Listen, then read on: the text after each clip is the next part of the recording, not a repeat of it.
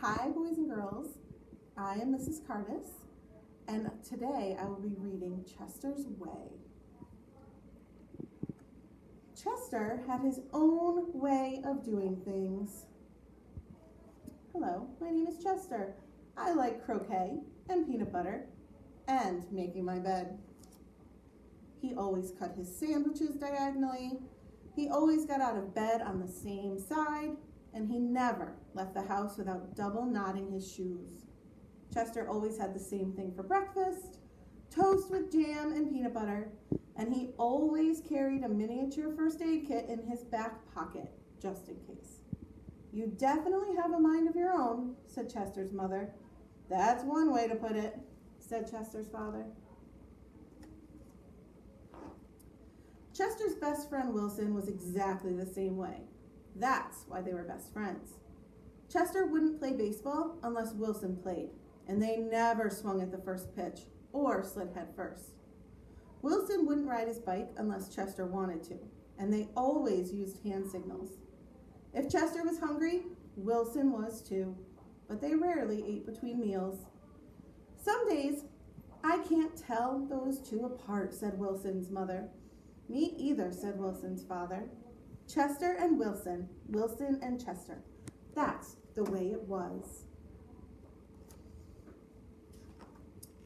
They loved to go on picnics. Once, when Wilson accidentally swallowed a watermelon seed and cried because he was afraid that watermelon plant would grow inside of him, Chester swallowed one too.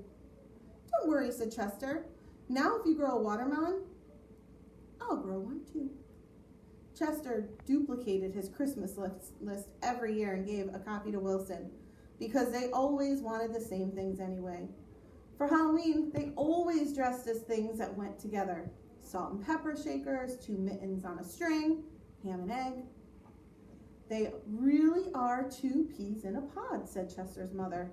Looks like it, said Chester's father. In spring, Chester and Wilson shared the same umbrella. In winter, they never threw snowballs at each other. In fall, they raked the leaves together. And in summer, they reminded each other to wear sunscreen so they wouldn't burn. Chester and Wilson, Wilson and Chester, that's the way it was. And then Lily moved into the neighborhood. Lily had her own way of doing things. I'm Lily, I am the queen, I like everything. She wore band-aids all over her arms and legs to look brave. She talked backwards to herself sometimes so no one would know what she was saying. And she never left the house without one of her nifty disguises. Lily waved at all the cars that passed by, even if she didn't know who was in them. And she always carried a loaded squirt gun in her back pocket, just in case. She definitely has a mind of her own, said Chester. That's one way to put it, said Wilson. When Lily asked Chester and Wilson to play, they said they were busy. When she called them up on the phone, they disguised their voices and said they weren't home. If Lily was walking on one side of the street, Chester and Wilson crossed to the other and hid. She's something else, said Chester. Looks like it, said Wilson. One day, while Chester and Wilson were practicing their hand signals, some older boys rode by, popping wheelies. They circled Chester and Wilson and yanked and yelled personal remarks. Chester and Wilson didn't know what to do. Just when they were about to give up hope, a fierce-looking cat with horrible fangs jumped out of the bushes and frightened the older boys away. Are you who I think you are? Chester asked the cat. Of course, the cat replied. Thank you, Lily, said Chester. You're welcome, Chester, said Lily. Thank you, Lily, said Wilson. You're welcome, Wilson, said Lily. I'm glad you're wearing a disguise, said Chester. And I'm glad you had your squirt gun, said Wilson. I always do, said Lily, just in case.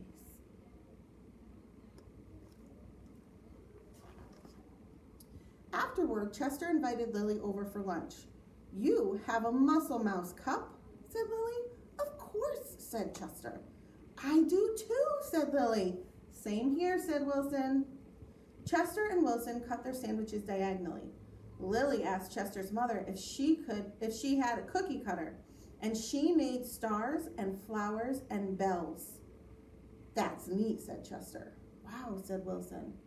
That night, Lily invited Chester and Wilson to a sleepover. You have a nightlight, said Chester. Of course, said Lily. I do too, said Chester. Same here, said Wilson. Chester and Wilson wanted toast with jam and peanut butter for breakfast the next morning. Boring, said Lily. Try this instead. This is good, said Chester. Wow, said Wilson.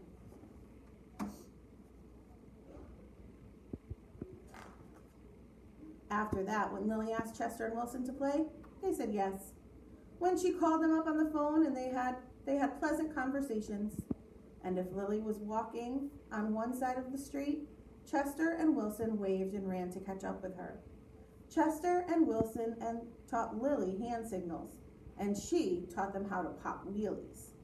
Lily taught Chester and Wilson how to talk backwards, and they taught her how to double knot their shoes. Some days I can't tell those three apart, said Lily's mother. Me either, said Lily's father. Chester and Wilson and Lily. Lily and Wilson and Chester. That's the way it was. For Halloween, they dressed like the three blind mice. For Christmas, Lily gave Chester and Wilson nifty disguises, and they gave her a box of multicolored shoelaces, extra long for double knotting. They loved to go on picnics. When Chester and Wilson told Lily about how they had each swallowed a watermelon seed once, Lily swallowed 3 of them. I'll grow a watermelon plant for each of us, she said.